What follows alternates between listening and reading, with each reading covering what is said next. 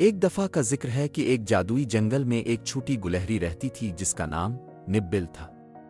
निब्बिल हमेशा उन परिंदों की तरह उड़ना चाहते थे जो दरख्तों के ऊपर उड़ते थे।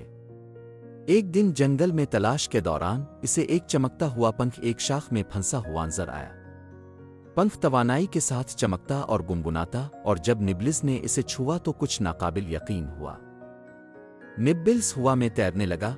पुरजोश होकर निब्बिल्स आसमान में झूम उठा। वो और पंख दरख्तों की चोटियों से हर किस्म के जानवरों से मिल रहे थे, जैसे अक्लमंद बूढ़े अलिफालू और शरारती बंदर। लेकिन जल्द ही निब्बिल्स को एहसास हुआ कि उड़ना सिर्फ मजा ही नहीं, ये एक जिम्मेदारी का साथ भी है। जंगल में एक तूफान चल रहा था और उसके दोस्तों को मदद की जरूरत थी। इस दिन अपनी नई सलाहियत का इस्तेमाल करते हुए इसने जानवरों की हिफाजत के लिए रहनुमाई की। वो जंगल का हीरो बन गया।